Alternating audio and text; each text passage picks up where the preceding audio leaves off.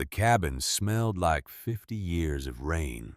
Rosa stood in the doorway, 62 years old, knees aching from the climb. She hadn't been back to Bramble Peak since her mother died. 9 years. Long enough for the roof to cave in.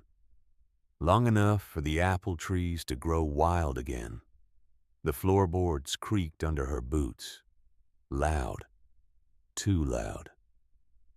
In the corner, half buried under fallen plaster, she saw it. Her mother's journal. Leather cracked. Pages yellow. Rosa knelt.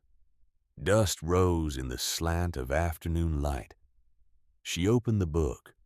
The first entry was dated November 1908. The day they'd arrived. The day everything changed. Rosa asked me tonight if she was a bad girl. She is 7 years old. Her father has been dead for 3 hours, and her grandmother just told her she wasn't worth keeping. Rosa's hands went still. She could see it. The rain, the narrow room behind the bakery, the black dress stiff with cemetery mud, her own small voice.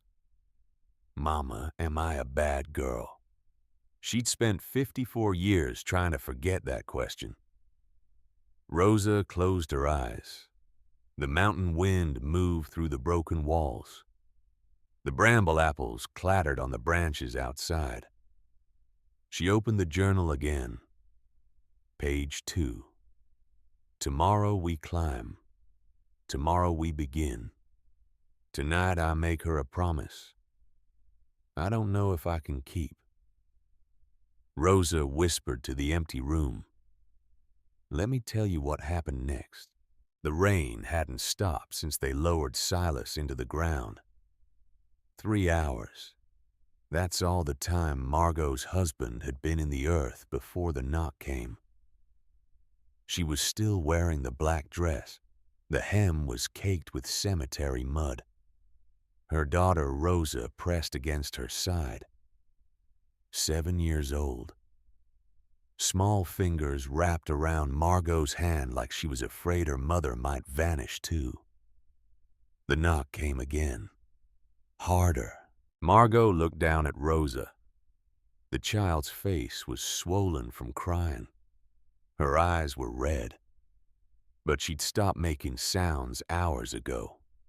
Children learn fast when crying doesn't bring anyone back. The knock became pounding. Margot stood. Her legs didn't want to hold her. She crossed the small room, the room behind the bakery that had been their home for 10 years, the room that smelled like yeast and her husband's pipe tobacco, and the lavender soap Rosa used on Sundays. She opened the door. It wasn't the pastor. It wasn't a neighbor with soup. It was Whitman. Silas's brother stood in the hallway, 38 years old, tall, square-shouldered, hat still on his head.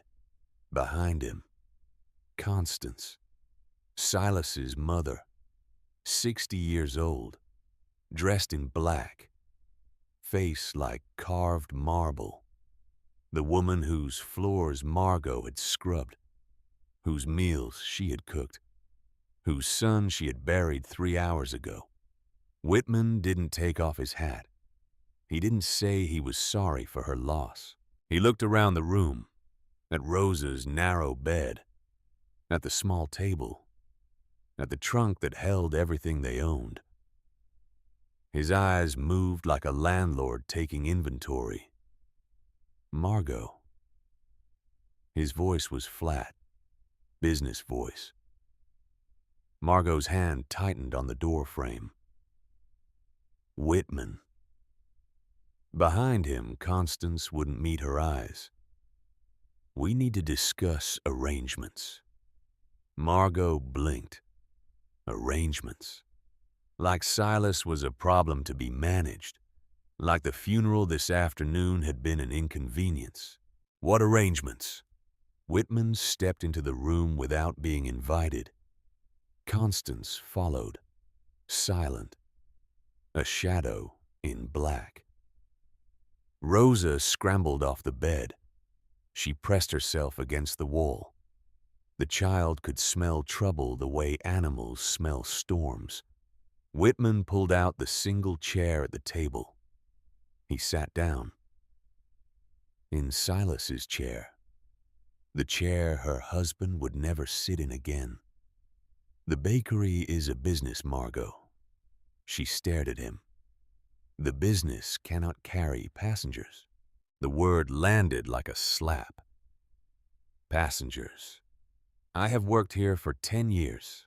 Margot's voice came out steadier than she expected, which was good, because her hands were shaking. I have been at the ovens before sunrise every day for 10 years. I nursed your mother when she had the fever. I ran this bakery alone when Silas was on the long routes. I stood in the rain at the market selling your bread until my fingers. You lived under our roof. Whitman's voice cut through hers. You ate our food. We were generous to take you in when Silas married you. A girl with no family, no dowry, nothing. Margot felt something cold settle in her stomach. I was his wife, and now he's dead. 3 words, simple, true, brutal. Rosa made a small sound, a whimper, like a kicked dog.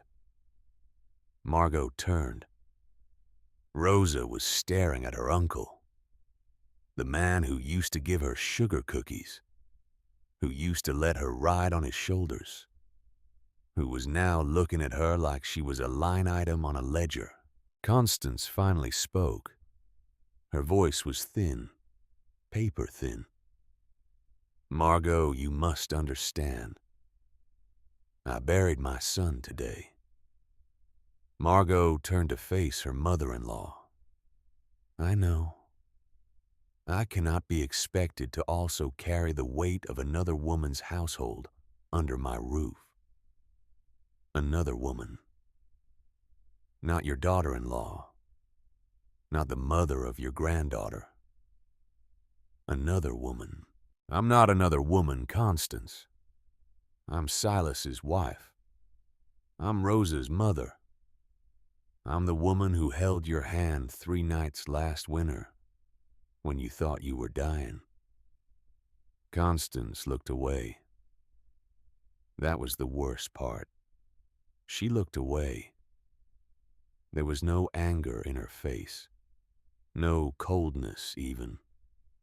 Just the small, terrible look of a woman who had decided somewhere deep in herself that this was the price she was willing to pay to keep what the bakery.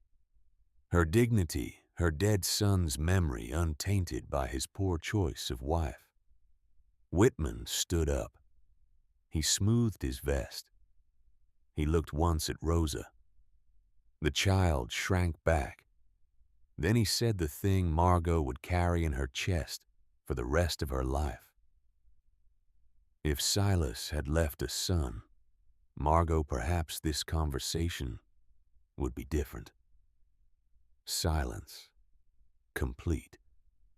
Total. The kind of silence that swallows sound. But a widow and a daughter are simply 2 more mouths the bakery cannot afford to feed. A son. Always the same word. The word Constance had whispered for 10 years. When will you give us a son? Why haven't you given us a son? A daughter is nice, but we need a son. Margot stepped sideways, without thinking, without planning. She put her body between Rosa and these 2 people who had once been family. Do not speak about my child as if she is a debt. I'm only speaking the truth. She is your granddaughter. Constance still wouldn't look up. Then look at her. Margot's voice cracked. Look at her. She buried her father today. She is 7 years old. And you are telling her she is not worth keeping because she wasn't born a boy. Constance's shoulders trembled. Once. Just once. But she didn't look up. Whitman pulled out his pocket watch, clicked it open, clicked it shut. The sound was very loud in the small room. 3 days. What? 3 days to pack your things and find other arrangements. He walked to the door, paused, and Margot. The Halstead name carries weight in this town. I would advise you not to speak ill of this family. Your reputation rests on our goodwill. He left. Constance followed. And Margot would remember this later. Constance paused at the threshold. Her gloved hand tightened on the doorframe. Her shoulders shook just once. Then she was gone. The door clicked shut. Outside, the rain kept falling. Inside, the ovens were already roaring for tomorrow's bake. Because the bakery didn't stop. Even for death. Even for cruelty. The bakery churned forward. Margot stood very still. She turned slowly. Rosa was awake. Sitting up in the narrow bed. Her small hands knotted in the quilt. Her face was wet. Her eyes were too old for 7. She looked at her mother. And in a voice that Margot would hear in her sleep for years, the little girl said, "Mama, am I a bad girl?" Margot crossed the room in 2 steps. She gathered Rosa into her arms, held her so tight the child gasped. No. Her voice was fierce. No, my love. No. Why doesn't grandmother want us? Listen to me. Why? Listen. Why, Mama? Margot took Rosa's face in both hands, both palms. There is nothing wrong with you, Rosa Halstead. There has never been anything wrong with you. The problem is not in you. The problem is in the eyes of people who cannot see what you are worth. Rosa's chin trembled. Do you hear me? A small nod. Say it. There's nothing wrong with me. Again. There's nothing wrong with me. Good girl. Margot kissed the top of Rosa's head, rocked her, until the small body went quiet. The night before. But Margot did not sleep that night. She sat by the dying fire. Long after Rosa had fallen into exhausted sleep, she listened to the rain. She listened to her daughter's breathing. She listened to the ovens in the front room, the ovens that would never be hers. And slowly, methodically, she began taking inventory of the only things in this world that truly belonged to her. 1 heavy quilt, 2 changes of clothes for Rosa, a dark wool shawl, a sharp kitchen knife, a small pouch of salt, 3 apples, and hidden under the bed, wrapped in burlap, her mother's iron bread mold, rough, heavy, black with age. Her mother had said something once. Margot had been 8. Her mother's hands had been dusted with flour. Her face tired but stubborn. If you don't have abundance, child, at least have form. Margot ran her fingers along the cold iron. Form. Yes. She would have form. Toward dawn, she heard movement. Rosa came and stood beside her, silent, watching the embers die. "Mama, where are we going?" Margot knelt, looked her daughter in the eyes. "We're going to the mountain, my love, to Bramble Peak. There's a cabin there. It used to belong to your grandfather. Are we going to live with wolves?" A small, tired laugh broke out before Margot could stop it. "No, my love. The wolves keep to themselves. So will we." Rosa considered this. Can clover come clover? The goat. Rosa's scrappy little goat with the torn ear and the stubborn appetite. The goat was eating them out of a house and home. Yes, Margot said it without thinking. Clover is part of this family. We don't leave family behind. Rosa nodded, solemn. She went to the bed, pulled out her stack of drawings, held two up. The first showed a man bent over an oven, his back broad, his face turned away. Silas. The second showed a small house, a tall chimney, smoke curling out in a thick, hopeful spiral. Rosa looked at the second drawing for a long time. "Mama, this house isn't real yet." Margot took the drawing, tucked it carefully into her shawl pocket. "No, my love, it isn't real yet, but it will be. I'm going to find it." The departure. They left before sunrise. Margot pushed the creaky handcart through the back gate. The wheels groaned. Rosa walked beside her, leading Clover on a frayed rope. Ashford Hollow was still asleep. The streets were empty, the windows dark. Margot did not look back. At the edge of the village, a door creaked open. Imogen Stark stood in the doorway of her small cottage. The seamstress, 50 years old, a widow herself, 10 winters now, sharp-eyed. Imogen didn't say hello. She walked out into the wet road, nightdress and heavy shawl. She crossed to Margot, pressed something into her hand, a small bundle, needles, thread, a pair of thick wool socks, tiny, sized for Rosa. "Imogen, Hush." Imogen looked at the cart, at the goat, at the path winding up out of the valley. "I don't know where you're going, Margot Halstead, but if you ever need help, leave a sign at the old stone bridge.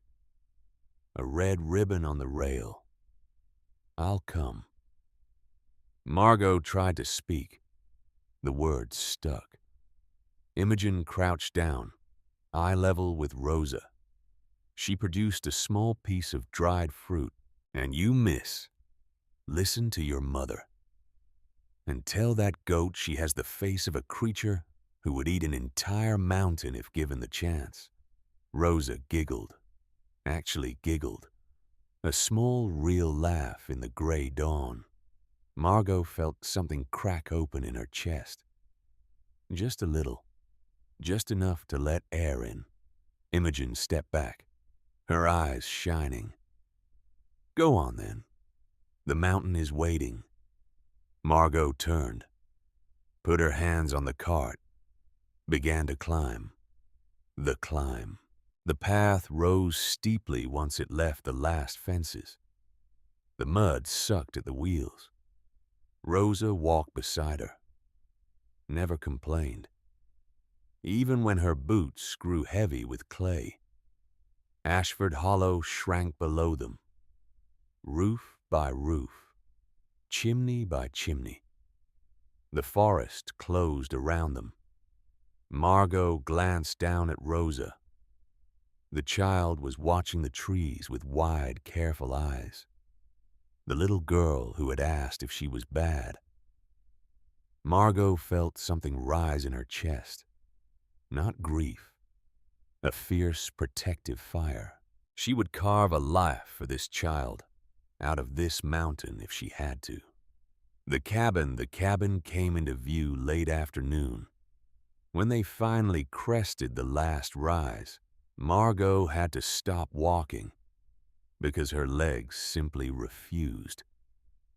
The structure leaned like a tired man, sagging against a door frame.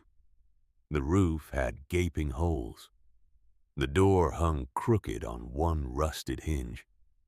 One window was completely smashed, strangled by dead vines. The woodshed had partially collapsed. The apple trees Margot remembered were gnarled, moss-covered skeletons. It looked less like a refuge, more like a graveyard for hope. Rosa stopped at the edge of the clearing. "Mama, is this where we're going to live?" Margot felt exhaustion threaten to pull her under, but Rosa was watching, waiting. Margot straightened her back, walked the last few yards into the clearing. "Tonight, my love, we live here. Tomorrow we begin to fix it. We will make the rain stay outside and the fire stay inside. And in time, this ruin is going to become the most beautiful house on the mountain." She knelt down, looked Rosa in the eyes. "You have my word." It was a wild promise, but survival often began with lies a woman was willing to work for. Rosa nodded slowly. "All right, Mama." She walked into the clearing. Clover followed. The three of them crossed the threshold together. The widow, the child, the goat. Inside, the air smelled of damp ash and ancient dust. Margot set her wooden box on the cracked hearthstone. She took out Rosa's drawing, the one of the little house with smoke curling from the chimney. Set it beside the box. She closed her eyes, listened. Wind through the holes in the roof, forest creaking outside. Rosa's small breathing behind her. She opened her eyes, looked at her sleeping child curled against the goat in the corner, looked at the cold hearth, looked at the iron bread mold she had carried up the mountain on her own back. She whispered to the empty room, quietly, fiercely, like a vow. "I have nothing, but for the first time in my life, I am free." Outside, the rain over Ashford Hollow kept falling, but up on Bramble Peak, a small, stubborn fire began to flicker behind a broken window. The first week on Bramble Peak was a teacher with no patience. The mountain found every weakness Margot had, pressed on each one until she gave way. Wind whistled through the gaps in the stone. Rain found the slates she hadn't aligned. Cold slipped through cracked floorboards every night. Her shoulders ached from hauling rocks. Knees ached from kneeling on cold ground. Hands ached from work that once came easy. New blisters formed over old ones. She did not complain. There was no one to complain to, so she got up every morning before the sun. Rosa became her shadow. The 7-year-old learned faster than expected. How to tell wet wood from dry. How to feed Clover without losing fingers. How to coax stubborn fire from temperamental hearth. She didn't laugh much that first week, but she didn't cry either. Amos appears on the 4th morning Margot saw him She was bent over the brush around the apple trees, trying to clear dead branches with just her kitchen knife. A twig snapped. She froze, straightened slowly. At the edge of the clearing stood a man, tall, lean as a fence rail, heavy wool coat the color of old smoke, beard the color of winter clouds, wool cap pulled low. He carried a gnarled walking stick, stood with the kind of stillness that wasn't startled by anything in these woods. Margot's hand went to the knife at her belt. The man's eyes followed the movement. Calm. He looked up at the leaning cabin, looked at Rosa frozen by the woodshed, looked at the goat, looked back at Margot. He spoke, voice like creek gravel. Silas's girl. Margot didn't move. You've got his stubborn jaw. Pause. And his bad luck with roofs. She lowered the knife slowly. Because only one man in the world had ever said her father's name with that particular tone of grudging affection. Amos, she said it quiet. Amos Thatcher. I should hope so. I'm the man who pulled your father out of a frozen creek when he was 22 and full of poor decisions. A long silence. The old man tilted his head. Your fire's stacked wrong. Margot blinked. Excuse me. Your firewood. Out by the shed. You're stacking it like a town person. Leave air at the bottom or rot will eat it before fire does. He gestured with his stick toward the apple trees. And those trees. You're trying to save them with a kitchen knife. They need a saw and a prayer. Probably both. Margot didn't know what to say. She had expected pity, sympathy, offers of charity. Instead, she'd been corrected on her stacking. She felt the corner of her mouth want to lift. She didn't let it. Amos didn't stay long that first morning. He looked once more at the cabin, grunted, nodded as if concluding some private negotiation with himself, then turned and walked back into the trees. The next morning, Margot stepped outside, found a small bundle on the doorstep, a coil of strung rope, a used handsaw, a folded scrap of paper with 3 words. Stack it correctly, she laughed, out loud.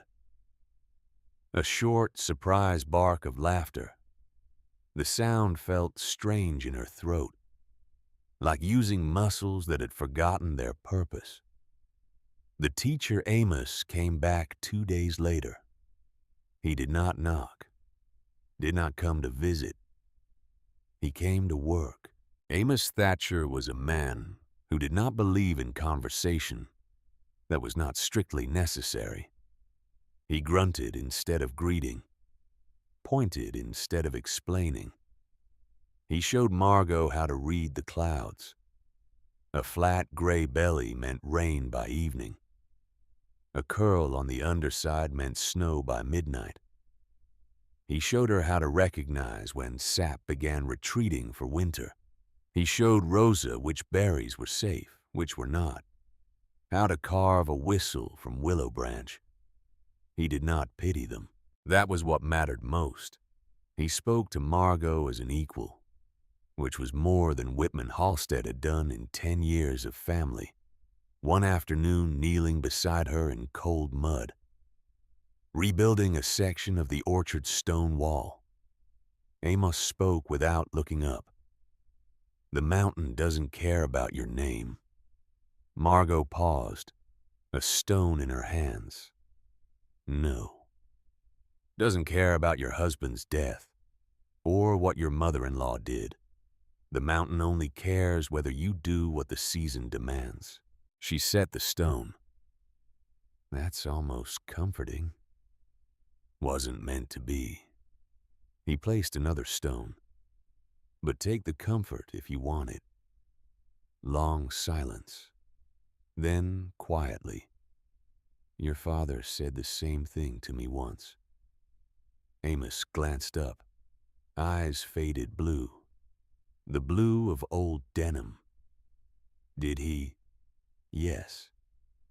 Then you already know.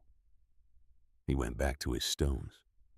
One evening, Amos left a small sack of grain on the doorstep, without a word. Margot stood in the doorway, watched him disappear into the trees. She held the sack against her chest. Thought, this old man is my father's last gift to me. Then she went inside, set the grain on the table, cried quietly, briefly, wiped her face on her sleeve, put on the kettle, got back to work. The journal. The next morning she found the journal. She'd been reaching behind a loose stone in the hearth, looking for somewhere to hide the wooden box. Her fingers brushed something rough, leather. She pulled it out, a small weather-stained book, tied with twine. She knew the handwriting before she opened it. Silas Whittam, her father. Margot sank onto the hearthstones, untied the twine. Inside were her father's careful notes, page after page of weather observations, sketches of leaves, maps of trails, notes on deer and bear and grouse. And then, near the middle, pages and pages on the apples, the bramble apples, the small, sour, scarred fruit that people in the valley laughed at. Her father had written about them in a way no one else ever had. She read, the bramble apples are not pretty. They will not win ribbons at the county fair. But they are the only apples on this mountain that can survive early frost. They hold their fruit when others drop. They keep their flavor when others go bland. They are sharp in the mouth, but they are honest. And they are the only fruit I have ever found that does not turn to mush in the oven. Margot kept reading. The valley grows the sweet apples, big and round and beautiful, but they have no spine. Bake them and they collapse. Press them and they water down. They please everybody and feed nobody. Her father's handwriting was steady, certain. The bramble apples please nobody, but they will feed a household through winter. They will hold their shape in a pie. They will give honey somewhere to lean. They will turn to caramel the moment heat finds them. The last line, what is despised is sometimes what endures. Margot read that line 3 times. What is despised is sometimes what endures. Her hands began to shake. Just a little. Because she wasn't reading about apples. She was reading about her own life. She closed the journal, held it to her chest, stood up. She didn't know yet what she was gonna do, but she knew it was gonna start with the apples. The first loaf. The first loaf was a disaster.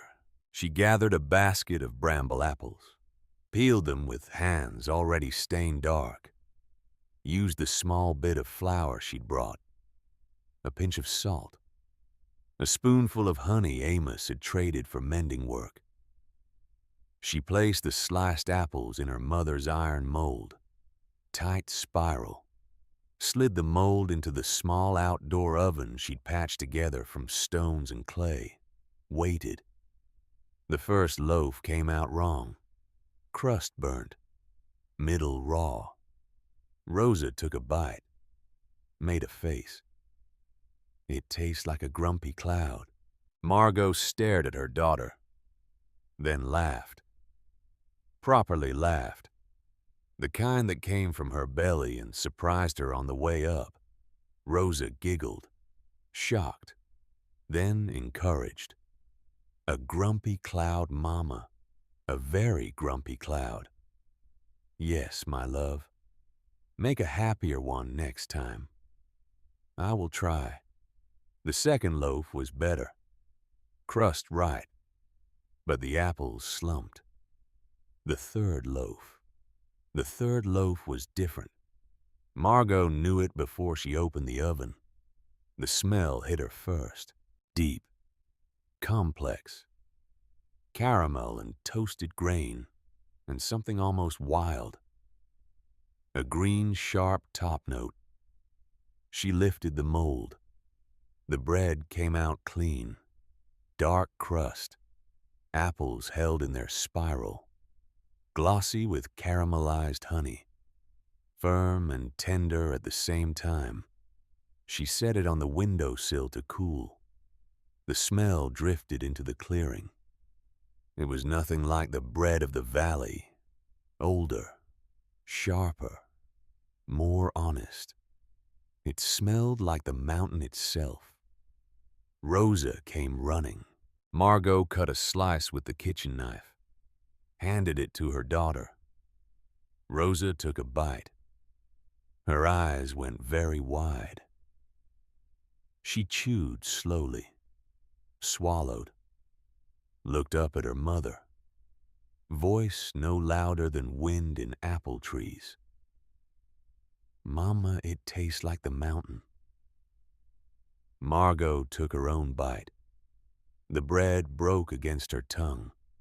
Sharp, sweet, deep, alive.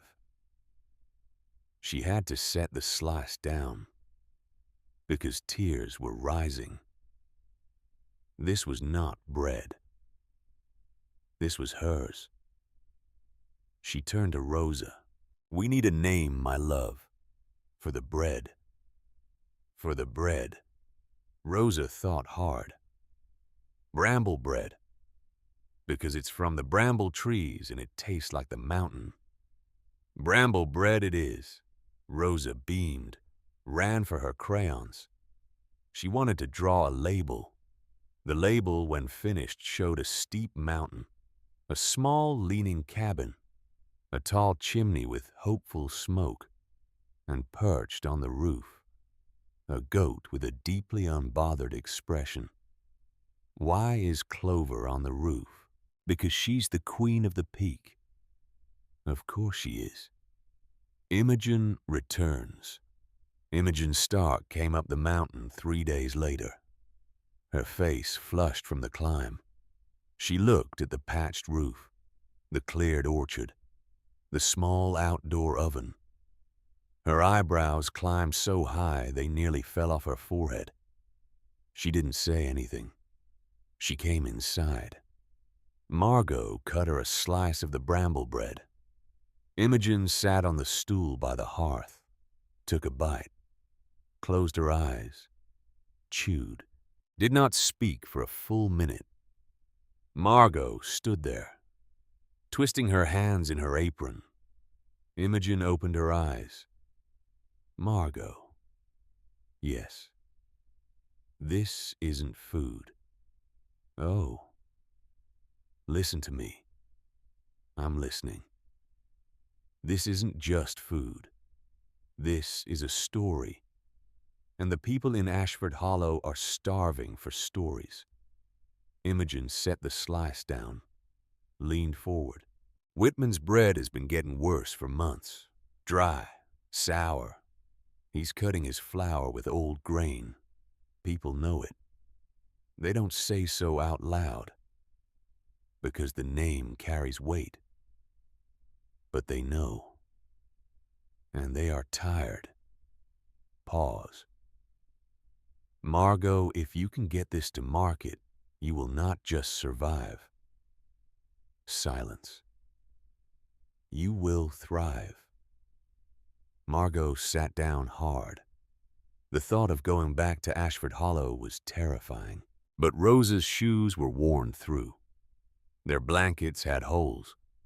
They had 3 weeks of food, maybe 4, before real winter set in. And the bread was hers. All right. She said it quiet. All right. All right. She baked for 3 days. Her arms felt like lead by the second night. Hands stained dark with apple juice that wouldn't wash out. She produced 12 small, beautiful loaves, wrapped each one in clean linen Imogen had brought, tucked Rosa's hand-drawn labels into the folds, loaded the baskets onto the handcart. Market Day, Ashford Hollow on Market Day was a different animal. The square was loud. Wagons clattered. Vendors shouted. Children chased each other between stalls. Margot set up at the far edge of the square, far from the prime spot held by Halstead Bakery. She could feel the eyes anyway, 100 of them, some pitying, some curious, some cold. Whitman stood under his grand awning across the square, his tables piled high with hundreds of identical pale loaves. He did not look at Margot. That was worse than glaring. She straightened her back, set out the 12 loaves, placed Rosa's labels on each one, then stood behind her small table and waited. For an hour, nothing happened. People walked past, glanced, hurried on. Margot's heart began to sink. And then, a small boy, maybe 5 years old. He pointed at Rosa's drawing. "Is that a goat?" Rosa nodded solemnly. "That's Clover. She's the queen of the peak." "Why?" "Because she stands on the roof." The boy considered this. "Can I have some?" Margot cut a thin slice, hands shaking. The boy took a bite. Eyes widened. He turned, ran. He hadn't run from the taste. He'd run to fetch his mother. The woman arrived a moment later, skeptical, tired. She tasted the slice Margot handed her, froze, tasted again, bought 2 loaves on the spot. By the time she was reaching for her purse, the woman behind her had already asked for one. The man behind that woman. Within 30 minutes, a small crowd had gathered. The reaction was not loud. It was the quiet, surprised sound of people remembering that food could be more than fuel. "This tastes like my grandmother's bread." "This isn't from the Halstead oven, is it?" "It's from where?" "From up on the peak. The widow." "What widow?"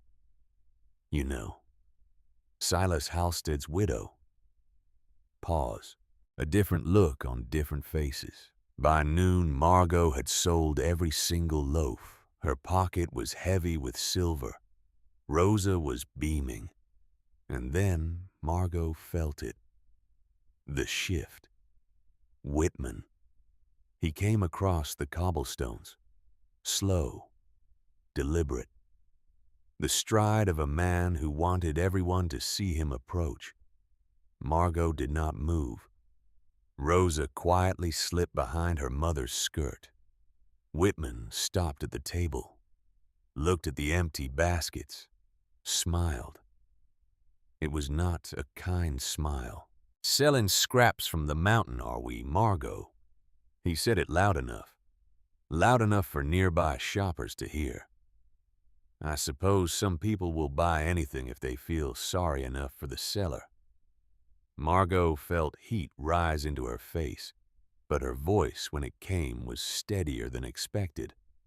People aren't buying Pity Whitman. No, no. Then what are they buying? She met his eyes. Quality. Something your oven seems to have forgotten lately. The square went quiet. Whitman's face did not move at first. Then it did. Red rose up from his collar. The red of a man who had not been embarrassed in public for a very long time. He opened his mouth, closed it, opened it again. Nothing came out that didn't sound petty. He glanced sideways, saw the eyes on him, saw old Mrs. Penrose watching with an expression that could only be described as delighted. He turned on his heel, marched back to his stand. The damage was done. People began looking at the Halstead bread differently. Margot packed her empty baskets, hands shaking, lifted Rosa onto the cart, began the long climb back up the mountain. Imogen met them at the old stone bridge. You did it. I sold them all. I saw. Pause. He came over. Whitman. I saw that too. He called it scraps. And what did you call it? Margot felt something almost like a smile. Quality. Imogen laughed. Then her face sobered. But Margot, listen. He won't take this lying down. He's already whispering at the village council, saying you're using wild fruit that will make people sick, saying the cabin is unsafe. He's lying. Of course he's lying. But Whitman has never needed truth. He only needs an audience. Margot looked up at the dark green wall of Bramble Peak. Let him talk. The mountain has already taught me how to survive a storm. The fire. The fire came faster than even Imogen predicted. A week later, Margot woke in the dead of night to a sound she didn't at first recognize.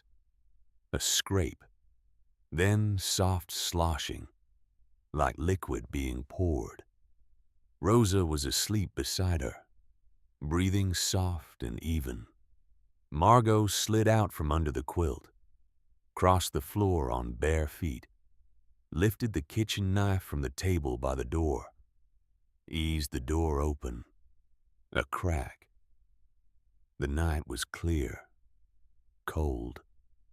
The moon lay in a broken silver pool across the clearing. And there, by the woodshed, a figure crouched, hooded, pouring something dark out of a tin onto her stack of carefully seasoned firewood. The smell hit her. Lamp oil. Margot's hand tightened on the knife. Their entire winter, going up in flames if that figure struck a match. A click. Loud. The unmistakable click of a hammer being pulled back on an old hunting rifle. The figure froze. A voice came out of the trees. That's far enough, son. Amos. She didn't even know how he'd gotten there. The figure dropped the tin, turned, ran, plunged into dark trees, crashing through underbrush. Panicked. Gone. Amos did not fire. He lowered the rifle slowly, spat into the dirt, walked over to the woodpile, shook his head. Town men, always so sure the mountain is asleep.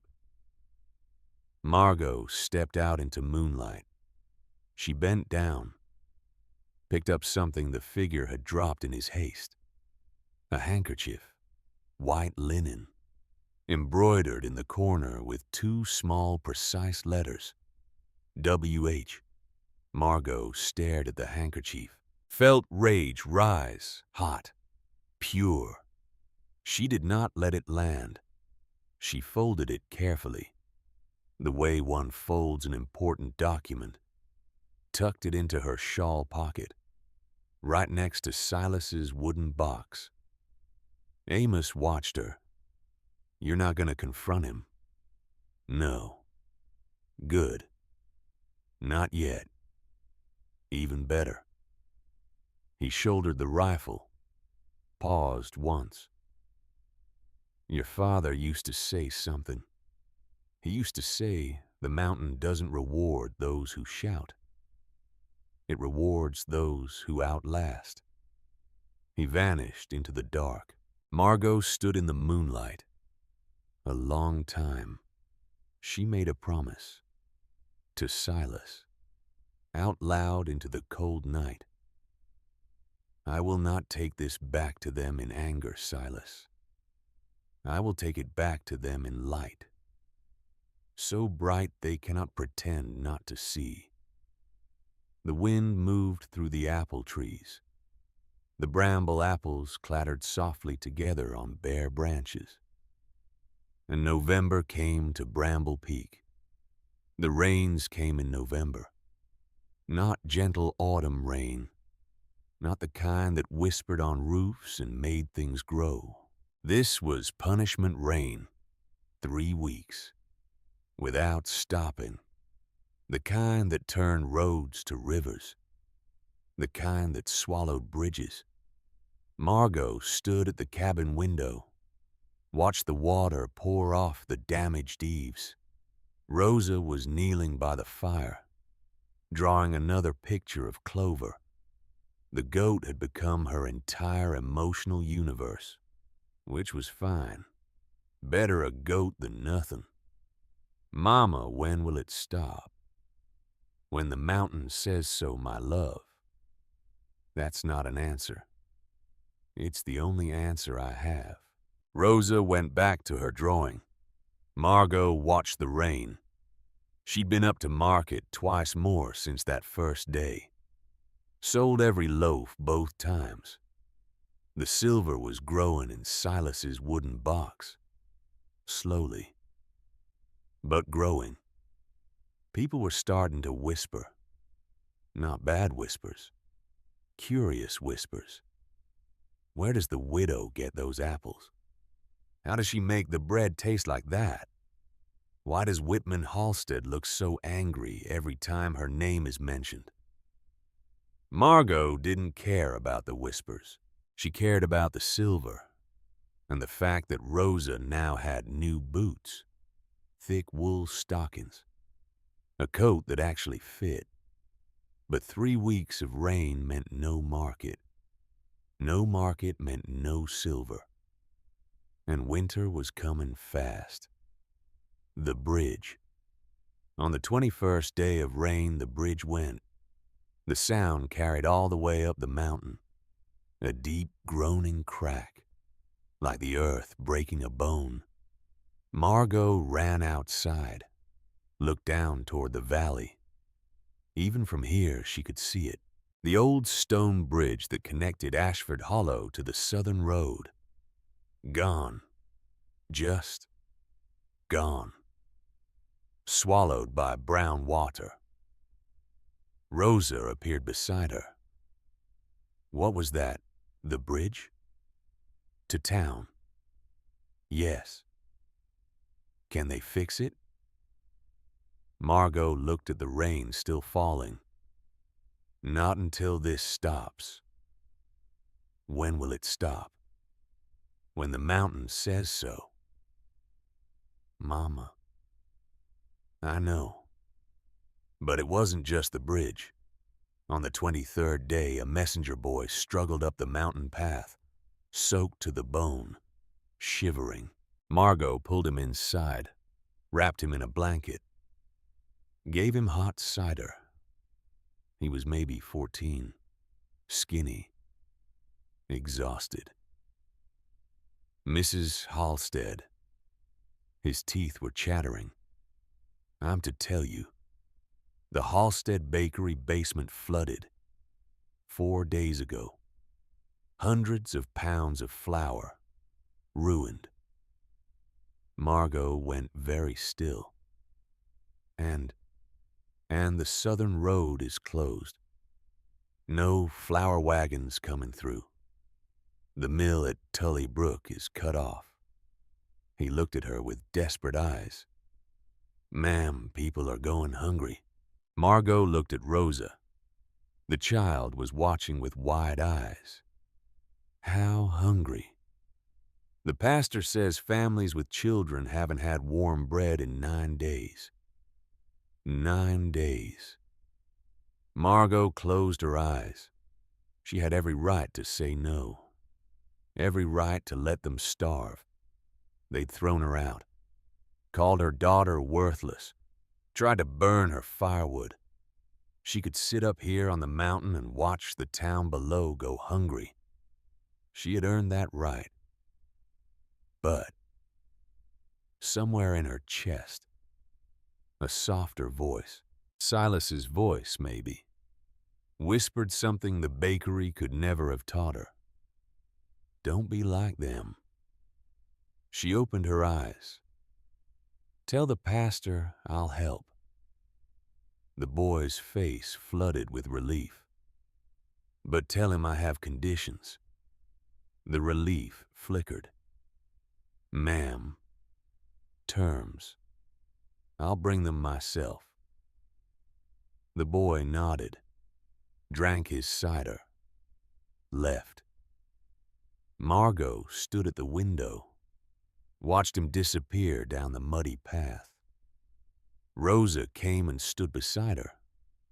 Mama, are we helping the people who were mean to us? Margot knelt down, looked her daughter in the eyes.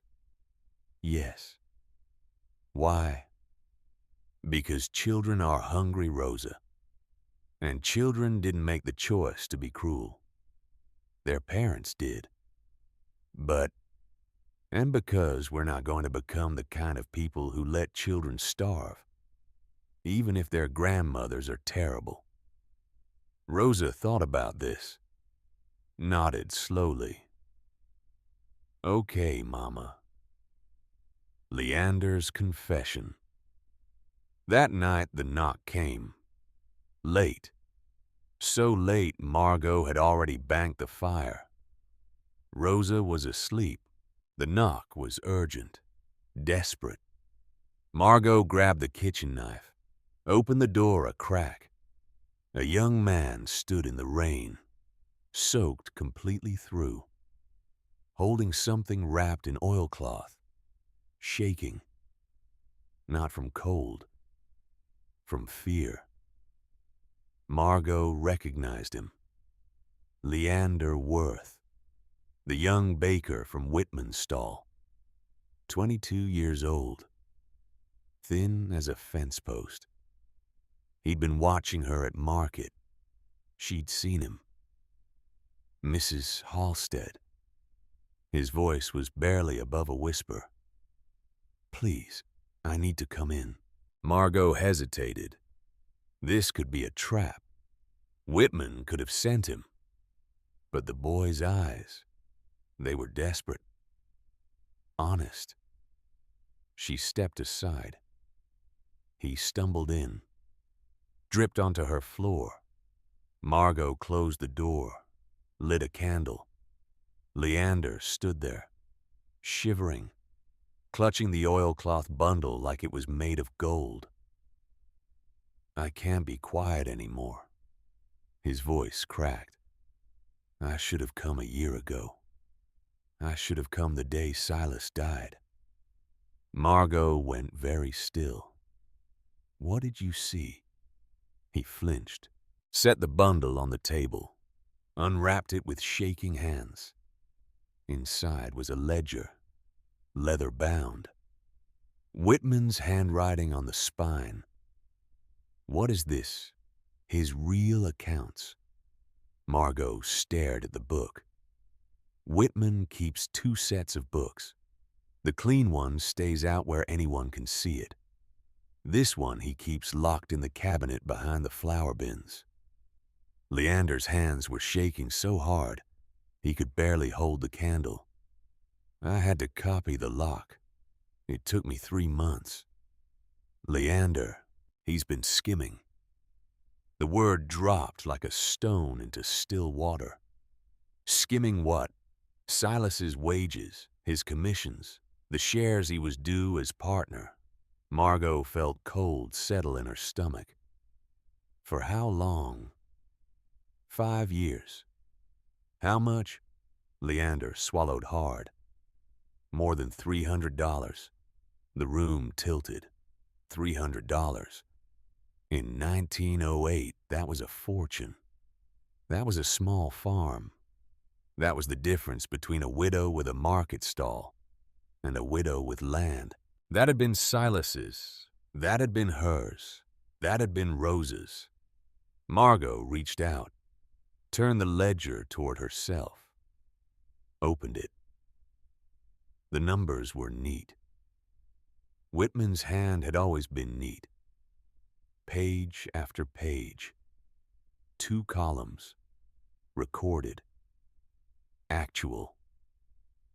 The gap between them ran across years. The gap between them was her husband's life.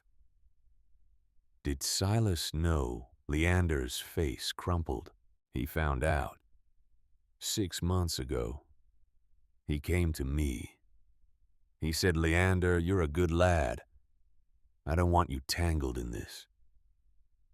But I need a witness." Margot couldn't breathe. He showed me the discrepancies. He'd been keeping his own quiet record. He was building a case. To do what?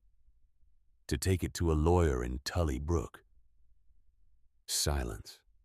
So deep the rain on the roof seemed to grow louder. "He had an appointment, ma'am, the week of the accident." Margot closed her eyes. She saw it then. All of it. The wagon trip Silas had taken the day he died. The unusually heavy load. The route through the high pass instead of the longer, safer valley road. He'd been racing to a lawyer. In bad weather. Through a dangerous pass. Because he was tired. Because he was afraid. Because he couldn't bear to live one more month under his brother's quiet theft. And the wagon had gone over.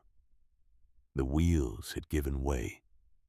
He hadn't been murdered, but he'd been driven. Driven into that ravine by years of being robbed by his own blood. Margot opened her eyes, looked at Leander. The boy was crying now, quietly. "I'm sorry, ma'am. He asked me to keep records, to be ready if he needed me. And then he died and I was too afraid. Whitman would ruin me, my whole family. We have nothing, but I can't. I can't anymore." Margot stood up, crossed to where the boy sat, put her hand on his shoulder. "Leander, he won't ruin you." "How can you know that?"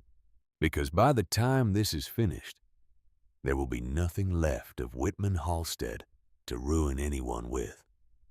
The boy looked up at her, saw something in her face, something that made him sit up straighter.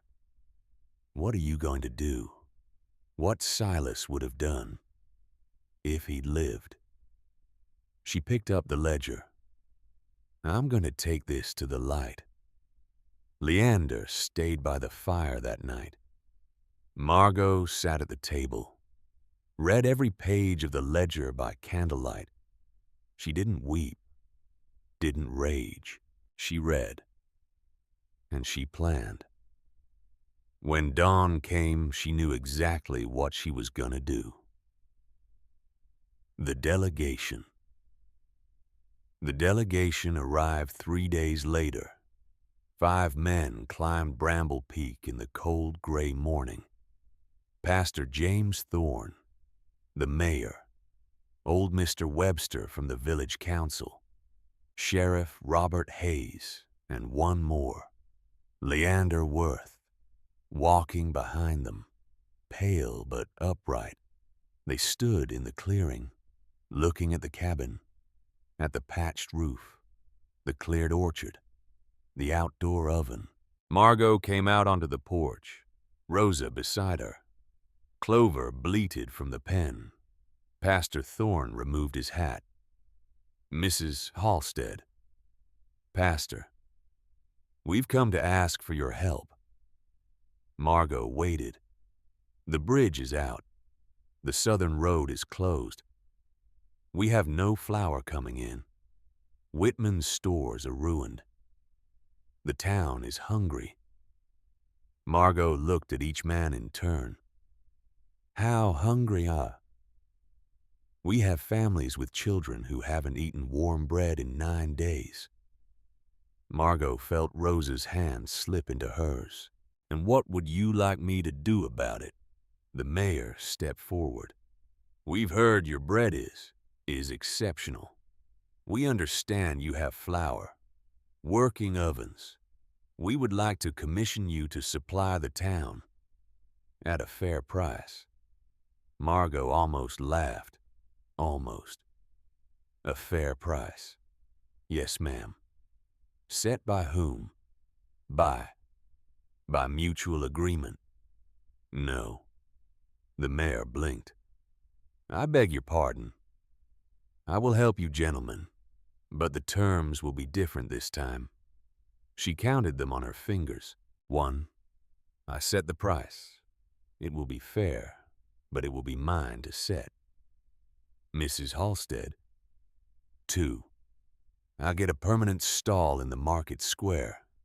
Central location. Beside the courthouse steps. The mayor's mouth opened. 3. The town will officially recognize my right to this cabin and the surrounding orchard. In writing. Filed at the county seat. Pastor Thorne was nodding. The mayor was turning red. 4. Leander Worth will be released from his position with the Halstead Bakery. No charges, no retribution, no blacklisting. All eyes turned to Leander. The boy stood straighter. 5. Whitman Halstead will publicly apologize for every false statement he has made about me. The mayor sputtered.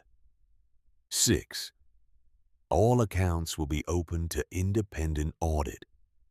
Silence. Complete. Sheriff Hayes cleared his throat. That's quite a list, Mrs. Halstead. Children are starving, Sheriff. My terms seem reasonable given the circumstances. Pastor Thorne stepped forward. It is only justice, Margot. We have been silent too long. The mayor looked like he wanted to argue. The pastor turned his head. The mayor closed his mouth. All right, Mrs. Halstead. The mayor's voice was tight. All right. We accept your terms. Good. Because there's one more thing.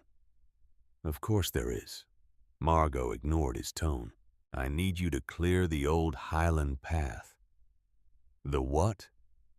The Highland Path. It runs across the upper slope, drops down into the next valley. My father's maps show it clearly. It's overgrown but passable. She gestured to the trees. That path will let you bring flour in from the western county over the mountain, around the washed-out bridge. The men looked at each other. Sheriff Hayes spoke slowly. That path hasn't been used in 20 years. Then it's time to use it again. Pastor Thorne smiled. Actually, smiled.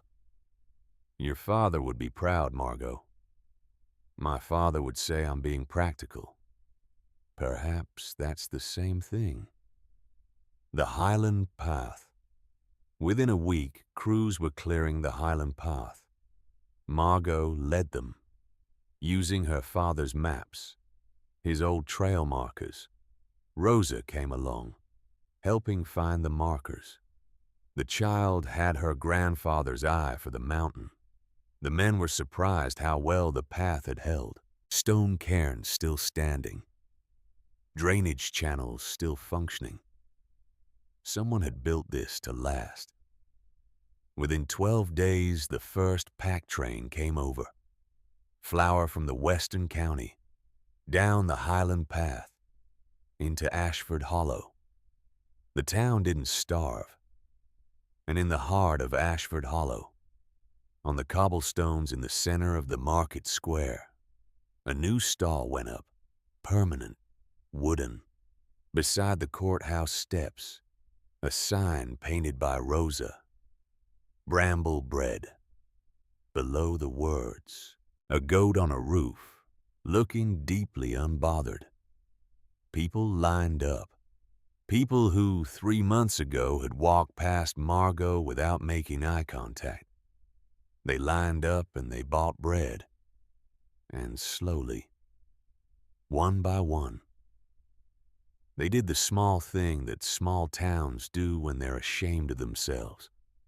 They paid full price, tipped a little extra, met her eyes when they said, "Thank you."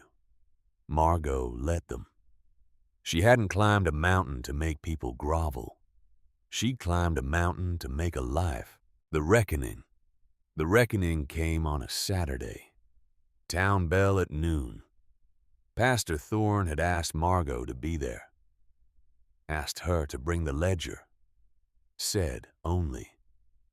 The town must hear this with its own ears. The square filled. Margot stood on the courthouse steps. Ledger on the railing. Rosa at the bottom of the steps, holding Imogen's hand. Amos stood at the back of the crowd, leaning on his stick. Leander at the side, pale but standing tall. And then Whitman arrived, wearing his Sunday coat, thinking this was about bread supply, about family business. He hadn't brought a face for what was coming. Constance walked beside him, silent, small. Margot looked at her mother-in-law. The old woman's eyes were on the ground. Margot opened the ledger. She didn't read every page. She read enough. Column 1, Column 2. The gap between year 1, year 2, year 3. The crowd didn't move. Whitman's face had gone the color of old wax. He stepped forward. "This is a misunderstanding." Pastor Thorne's voice cut through. "I have examined the books, Whitman. Every number has been confirmed." Sheriff Hayes stepped up beside the pastor. "Leander Worth has provided testimony. The ledger is in your hand." Whitman looked at Leander. The young man didn't look away. And then, a voice from the crowd, young, female, shaking. "Father, is it true?" Margot turned. A girl, maybe 16, dark hair. Whitman's eyes. She hadn't known Whitman had a daughter. The girl pushed through the crowd, stood in front of her father. "Father, did you steal from Uncle Silas?" Whitman's mouth opened. Nothing came out. The girl's face crumpled. She turned, ran, disappeared into the crowd. And something in Whitman broke. Just a little. Just enough to see. His knees gave. Not completely. Just enough that he had to grab the railing. Pastor Thorne stepped forward. His voice was the voice of a man who'd been waiting 30 years to give this sermon. Whitman Halstead, You stole from your brother. You lied to this town. You terrorized a widow and a child. Do you deny it before God and your neighbors? Silence. Long. Terrible. Whitman's voice, when it came, was small. I did what I had to do to save the bakery. Pastor Thorne's face went hard. You did what you did to save your pride. Somewhere in the crowd, a woman began to weep. Margot turned.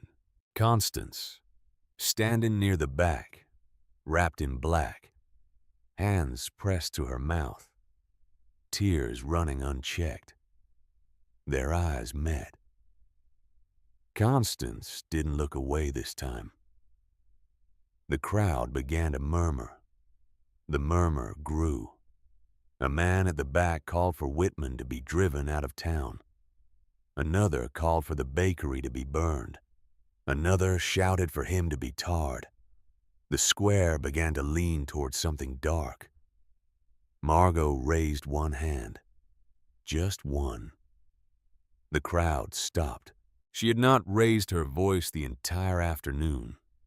She looked at Whitman, looked at her dead husband's brother, thought about Silas lying under the wet ground, about the small wooden box of secret coins, about the clumsy note. For Margot's stand. She spoke. No. Confused stir. Whitman is not going to be driven out of Ashford Hollow. The crowd shifted.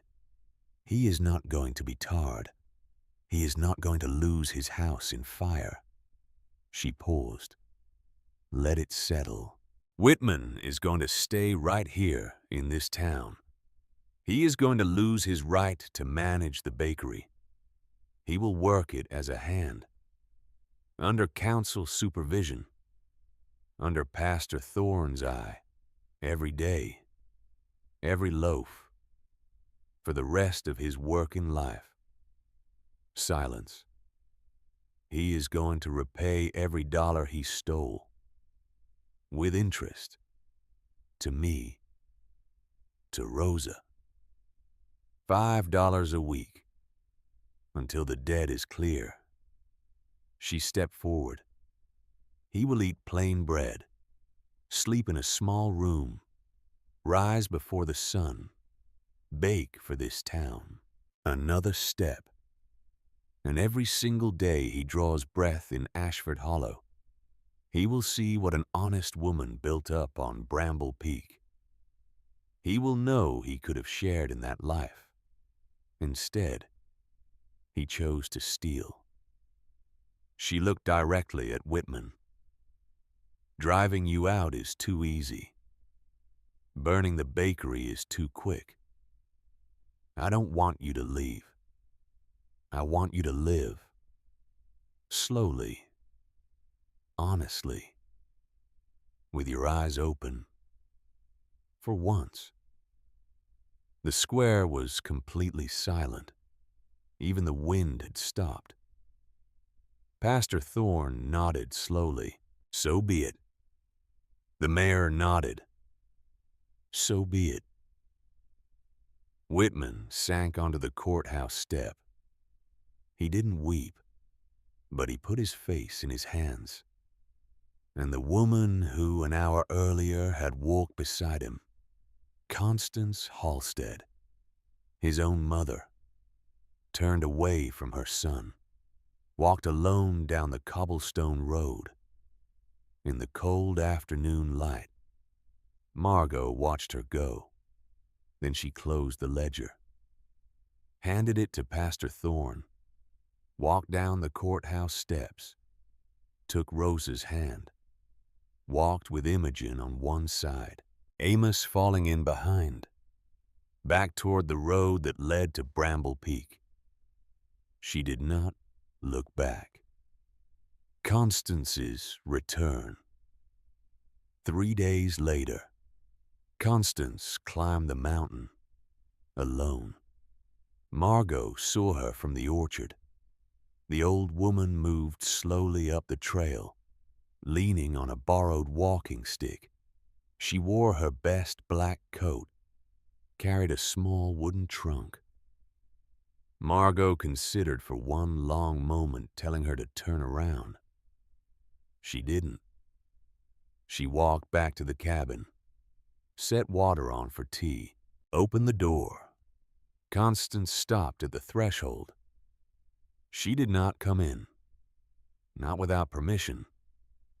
The two women looked at each other. Margot stepped aside. "Come in." Constance came in, set the trunk down by the hearth. Rosa was at the table, drawing. She looked up. Her small hand froze around the crayon. She looked at her grandmother. She didn't run to her.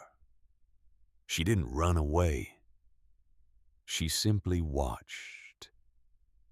Constance cleared her throat. It took her 3 tries. "I brought," her voice was thin, "I brought Silas's books, the ones he loved when he was a boy. I thought Rosa might want them. When she's older." She lifted the lid of the trunk.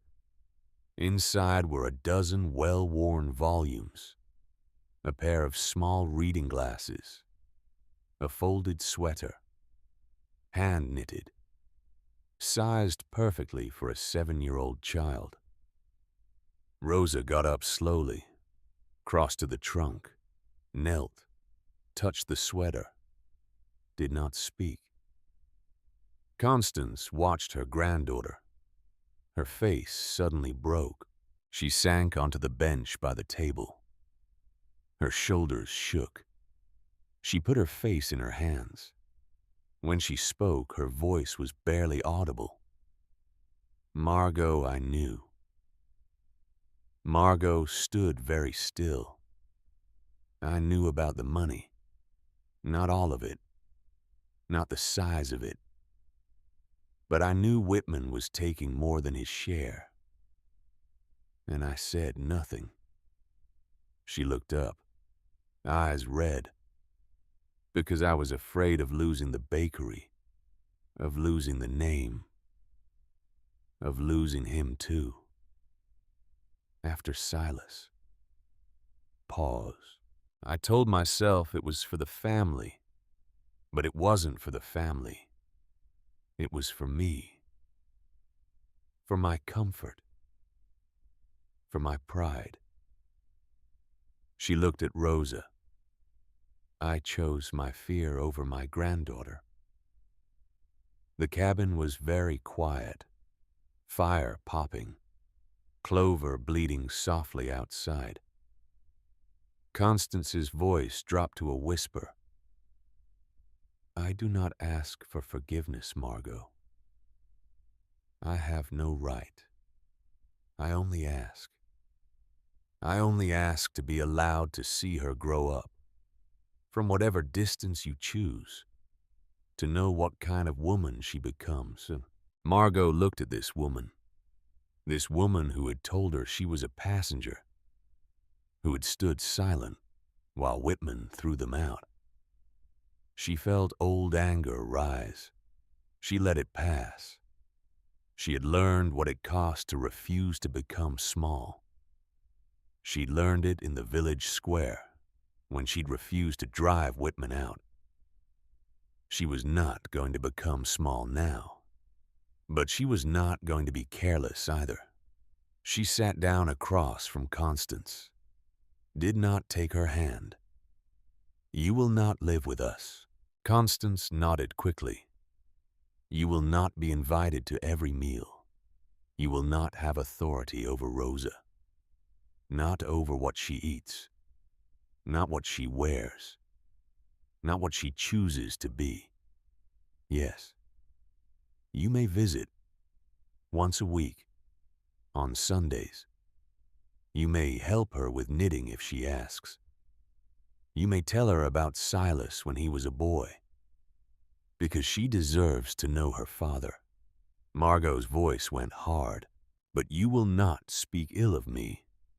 You will not speak ill of this house. And you will never, never say the word son in front of her again. As long as you live. We are clear. Say it. We are clear. Silence. Margot let out a breath. That is not forgiveness, Constance. That is a chance. Forgiveness, if it comes, will come slowly. On its own time. Not on yours. Constance wiped her face with the back of her glove. I understand. Rosa, who had been listening with a child's terrible alertness, stood up. She walked across the room, held the small knitted sweater up against her chest, tilted her head. It fits, grandmother. Constance let out a sound, halfway between a laugh and a sob. Yes, my dear, it does. Rosa looked at her mother. Margot nodded. Just once. Rosa climbed onto Constance's lap.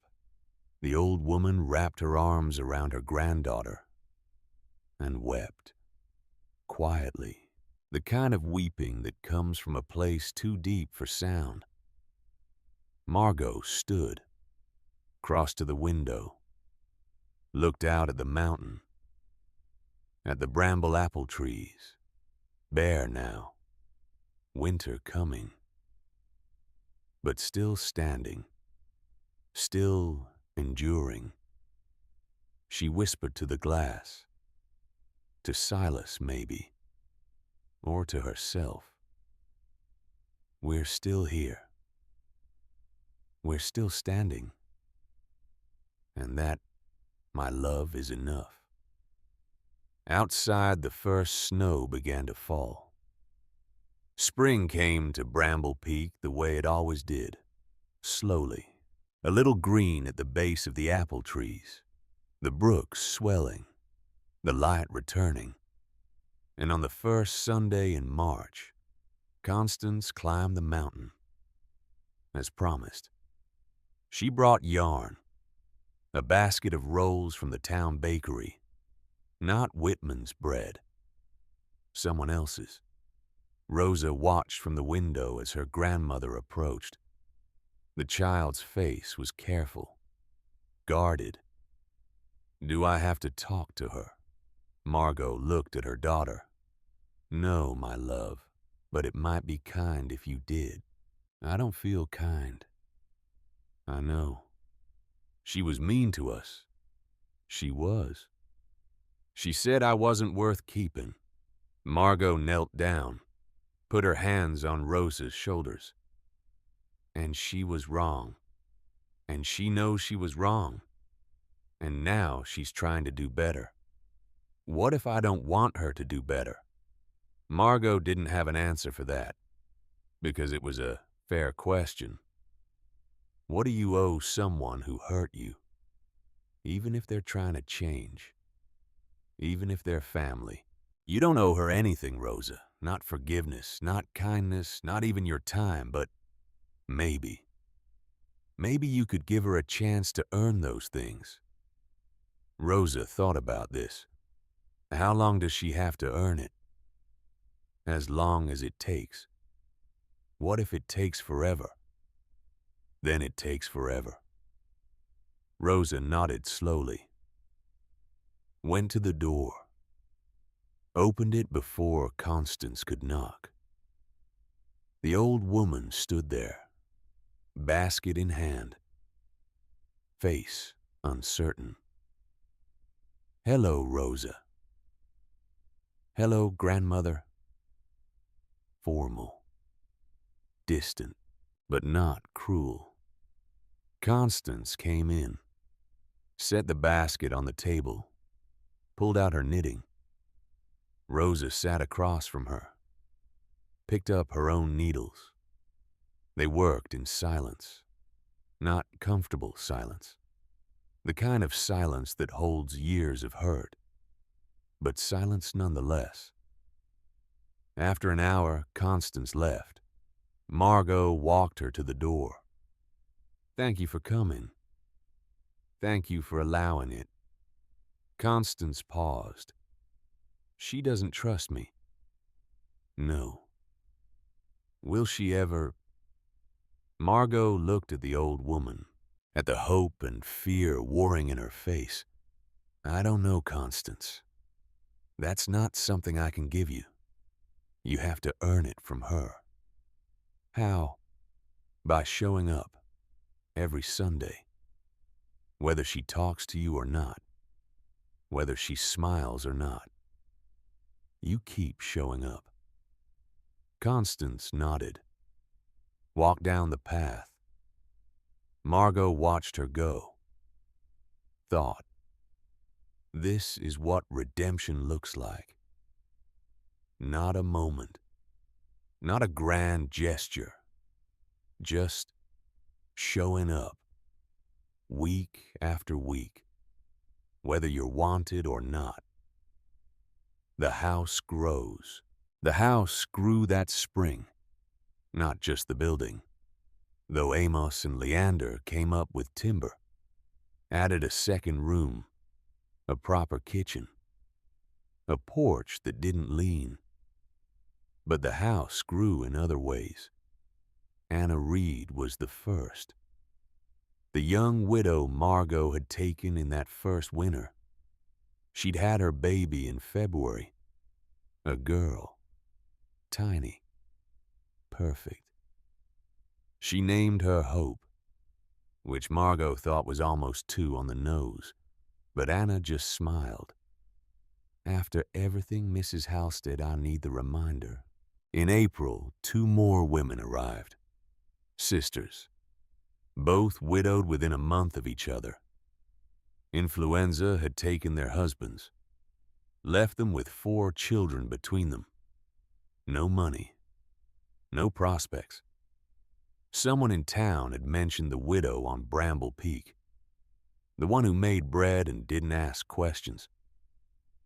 They showed up at dawn, exhausted, desperate. Margot took one look at the children, thin, hollow-eyed. She opened the door wide. "Come in. You're safe here." By summer, there were 7 women living on Bramble Peak. 8 if you counted Rosa, which Margot did. The cabin was crowded, loud, full of voices and laughter and crying babies and the smell of bread rising and wet laundry hanging from every available beam. It was chaos, beautiful chaos. And Margot, for the first time since Silas died, felt something almost like peace. The passing years. The years passed. Not smoothly, not easily. But they passed. Rosa turned 8, 9, 10, grew taller, quieter, more watchful. She helped with the baking, learned to read the ovens the way Margot did. By instinct. By feel. On Sundays, Constance still came, regular as clockwork, brought yarn, told stories about Silas, about what he was like as a boy, how he'd once tried to teach their old dog to read, how he'd fallen out of the apple tree and broken his arm and refused to cry, how he'd asked Margot to marry him 3 times before she finally said yes. Rosa listened, sometimes asked questions, but she never climbed into Constance's lap again, never called her anything but grandmother. Formal, careful, like handling something that might break or cut. Constance's death. In the 3rd year, Constance collapsed, right there at the table. middle of a sentence about Silas's 10th birthday. She just stopped, pressed her hand to her chest, made a small sound, fell forward. Margot caught her, laid her on the floor, sent Rosa running for Amos. The old man came fast as his legs would carry him, took one look at Constance, shook his head. Heart, can we? No. Margot knelt beside her mother-in-law. Constance's eyes were open, frightened. I'm here. Margot took her hand. I'm right here, Constance. The old woman tried to speak. No sound came out, just her lips moving. Margot leaned close. What? Constance tried again. This time Margot heard it, a whisper, thin, desperate. I tried. Margot's throat tightened. I know. Is it enough? And Margot didn't know what to say, because she didn't know if it was enough. 3 years of Sunday visits, 3 years of knitting and stories and careful politeness. Could that erase 10 years of coldness? Could it undo the moment Rosa asked if she was bad? Could it balance the scales Margot didn't know? So she said the only true thing she could. I don't know, Constance, but you tried. And that matters. Constance's eyes searched her face, looking for something. Permission, maybe. Or absolution. Margot didn't have either to give. She just held the old woman's hand until the breathing stopped, until the eyes went still, until there was nothing left but silence. Rosa stood in the doorway, watching. Margot looked at her daughter. She's gone. Rosa nodded, didn't cry, just stood there, processing. After a long moment, she spoke. Did she? Did she love me at the end? Margot stood, crossed to her daughter, knelt down. I think she was trying to learn how. That's not the same thing. No, it's not. Rosa looked at Constance's body. I wanted to forgive her mama. I tried. But I couldn't. Not all the way. I know my love. Is that bad? No, that's honest. The funeral. They buried Constance in the valley, next to Silas. Small funeral. Quiet. Whitman was there, looking older than his years. He'd been working the bakery for 3 years now, under council supervision, paying back $5 a week, every week, like clockwork. He stood at the grave, didn't speak, didn't cry, just stood there, looking at the ground. After everyone else left, Margot approached him. They hadn't spoken directly since the courthouse steps. Whitman. He looked up, eyes dull, exhausted. Mrs. Halstead. She tried, in her way. She tried. He nodded. I know. Did you? The question hung in the air. Whitman's jaw worked. I'm paying the debt. That's not what I asked. He looked away. I don't know what you want from me, Margot. I want to know if you're sorry. Actually sorry. not just paying money because you have to. Long silence. When he finally spoke, his voice was barely audible. I'm sorry my brother is dead. I'm sorry I took what wasn't mine. I'm sorry you and Rosa suffered. Pause. But if you're asking if I think I was wrong, if I think I should have done things differently, I don't know. The bakery was drowning. Silas was better with people than numbers. I thought I was protecting it. Margot looked at him. Really looked. Saw a man who'd convinced himself that theft was pragmatism, that family was a business, that love was ledgers. And she realized he would never fully understand what he'd done wrong.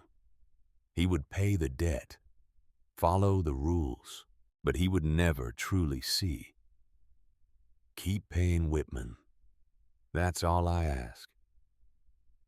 She walked a while. Rosa grows. The years kept moving. Rosa turned 12, 15, 17, tall, lean, quiet, with her father's careful hands and her mother's stubborn jaw. She still had the scar on her chin from when she was 6. She still kept her 2 crayon drawings, framed now, on the wall of her bedroom.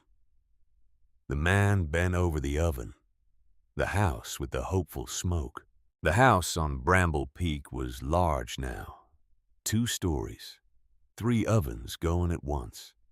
At any given time, there were 10 to 12 women living there. Some stayed months, some stayed years. Some left when they found work, or remarried, or moved to family in other towns. Some never left, made Bramble Peak their home. Margot was fine with all of it. The house was not a prison, not a permanent refuge. It was a place to catch your breath, to remember you were worth something, to learn that being alone didn't mean being helpless. The gift in the 12th year, spring. Rosa was 19, Margot was 40, and Whitman Halstead climbed Bramble Peak for the first time. He came on a Tuesday, not a Sunday, carried something wrapped in paper. Margot saw him from the orchard, nearly sent him away. But curiosity won. She walked to meet him. He stopped at the edge of the clearing. Didn't come closer. Just stood there, holding the package. Mrs. Halstead. Whitman. I brought something. For Rosa. It's her birthday next week. Margot blinked. He'd remembered. What is it? He unwrapped the paper. Inside was a small book, leather-bound, blank pages, a journal. I thought she likes to draw. I thought she might like to write too. Margot stared at the book. It was beautiful, expensive. Not something a baker working for $5 a week could easily afford. Why? Whitman looked at the ground. Because she's my niece. And I failed her. I know that. I can't undo it. But I can. I can try to do better. Margot took the book. I'll give it to her. Thank you. He turned to leave. Margot spoke. Whitman. He stopped. The debt is paid. As of last week. You've repaid $340. With interest. We're even. His shoulders sagged. Relief. Or maybe exhaustion. Thank you.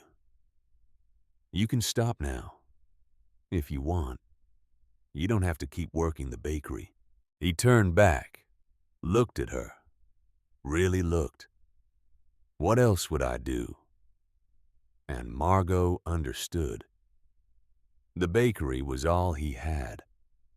The work, the routine, the slow, grinding penance. It was the only thing holding him together. Then keep working, if that's what you need. He nodded, left. Margot gave Rosa the journal that night, told her who it was from.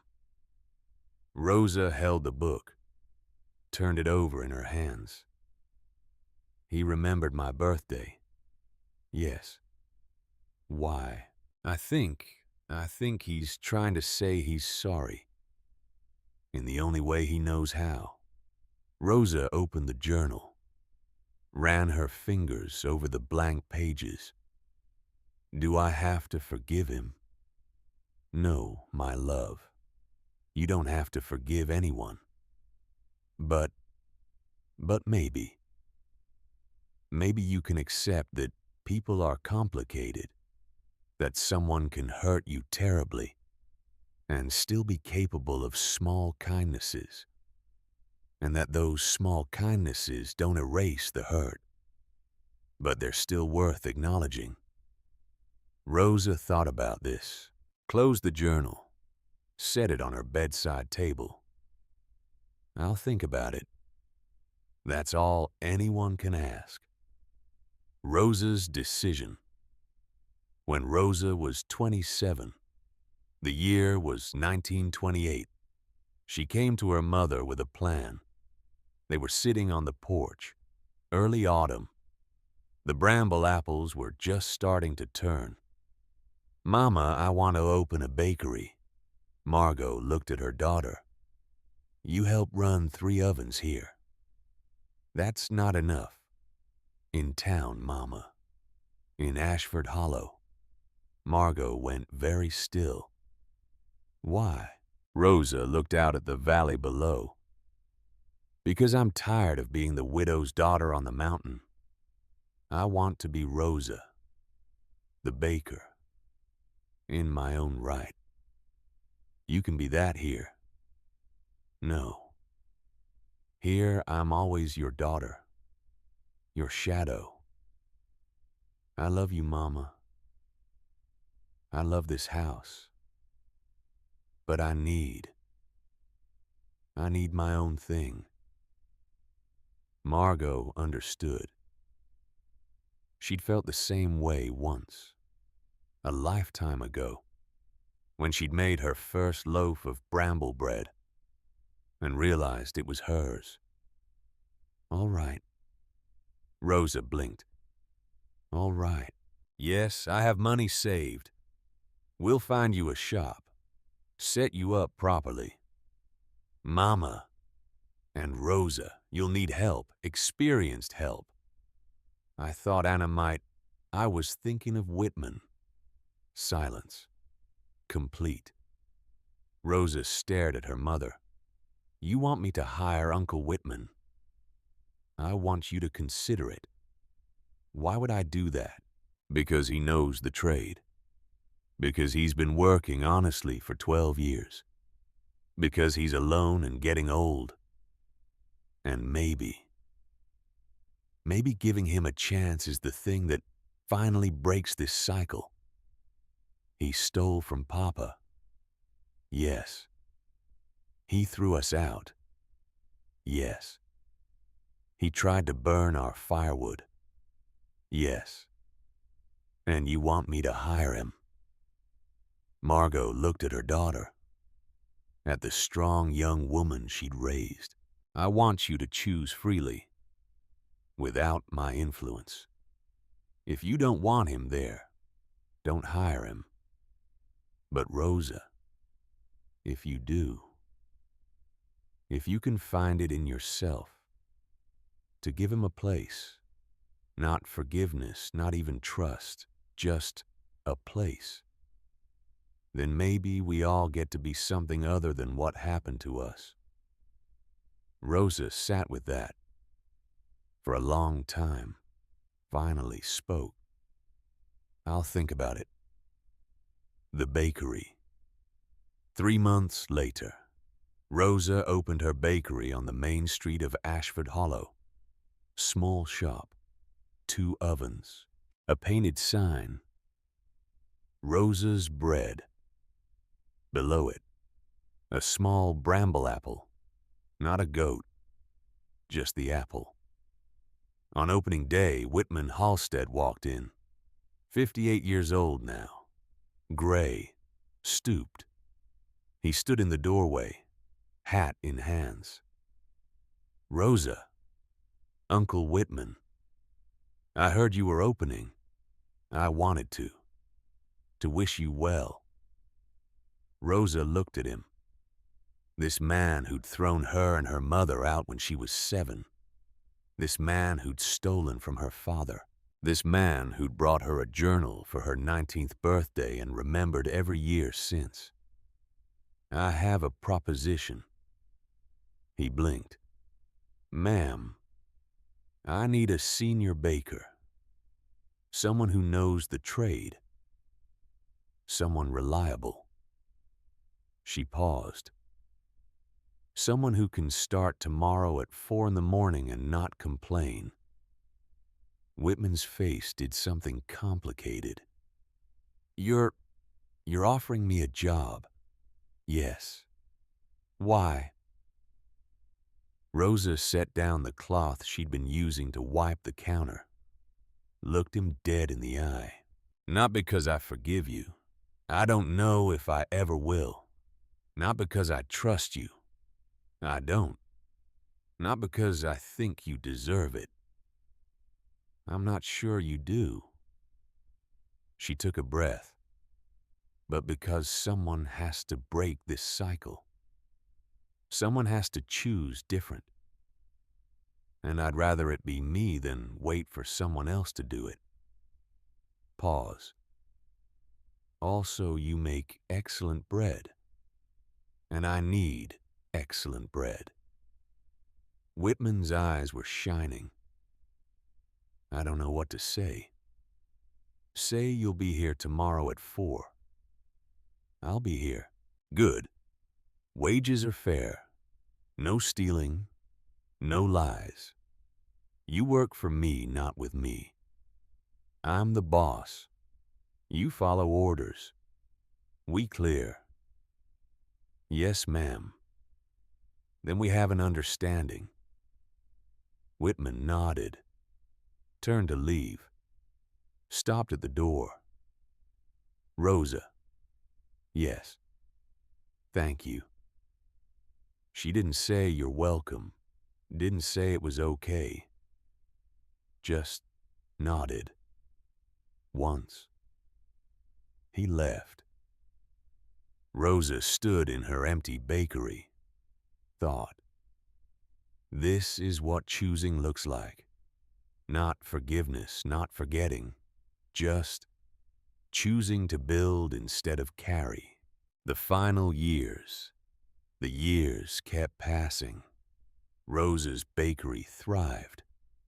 Whitman showed up every morning at 4, worked until 2, left without fuss. They didn't become friends, didn't have long heart-to-hearts, didn't heal the past, but they worked together. And slowly, over years, something like respect grew. Not love, not family warmth, but respect. Professional, distant, enough. Margot stayed on Bramble Peak, kept the house running, kept taking in widows who needed somewhere to breathe. In 1935, she turned 50. Rosa threw her a party, Small. Just the women from the house. Amos, Leander, Imogen. Whitman wasn't invited, but he sent a cake, which Rosa accepted, which Margot ate a slice of, which felt like progress. In 1948, Margot closed the house, not because it failed, because she was tired, 68 years old, knees aching, hands stiff with arthritis. She'd been running the house for 40 years. It was enough. The last woman left in May. Hugged Margot, cried, thanked her. Margot waved her off. You did the work. I just held the door open. After she was gone, Margot stood in the empty house, looked around. At the worn floorboards, the scarred table, the 3 ovens silent and cold. She thought about the night they'd arrived, her and Rosa and Clover. The cabin leaning, the roof broken, the hopelessness. And she smiled, because they'd done it. They'd survived. They'd built. They'd endured. In 1954, Margot died, quietly, in her sleep, in the cabin on Bramble Peak. She was 74. Rosa found her in the morning, lying peaceful in her narrow bed, hands folded on her chest, like she'd simply decided it was time. They buried her next to Silas. Rosa stood at the grave, dry-eyed. Amos was there, 99 years old, leaning heavily on 2 sticks. He wouldn't last the year. Imogen was there, 86, still sharp-eyed, still fierce. Whitman was there, 74. Standing at the back, he didn't approach Rosa, didn't speak, just stood there. After everyone left, Rosa walked to her parents' graves, knelt between them, put one hand on each stone. Thank you, Mama, thank you, Papa, for teaching me that a house is not walls. A house is who you keep warm. She stood, walked away, didn't look back. Epilogue 1963. Return to Bramble Peak. The cabin on Bramble Peak sat empty for 9 years. Rosa couldn't bring herself to sell it. Couldn't bring herself to live there. It just sat, waiting. In 1963. Rosa was 62, retired from the bakery 5 years prior, living in a small house in Ashford Hollow. One morning in May, she woke with the sudden fierce need to go back. She didn't question it, just got in her car, drove to the base of Bramble Peak. The road only went so far. She had to walk the last mile. Her knees protested. Her back ached. But she climbed. The cabin came into view through the trees, and Rosa stopped, because it looked exactly the same and completely different.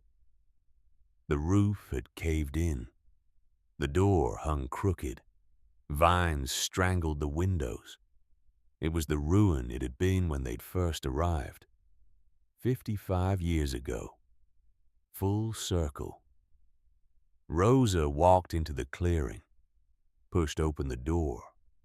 Inside smelled like 50 years of rain. She stood in the doorway, looked around, and there, in the corner, half buried under fallen plaster, her mother's journal. the one Margot had kept all those years. Rosa crossed the room, knelt. Her knees screamed. She didn't care.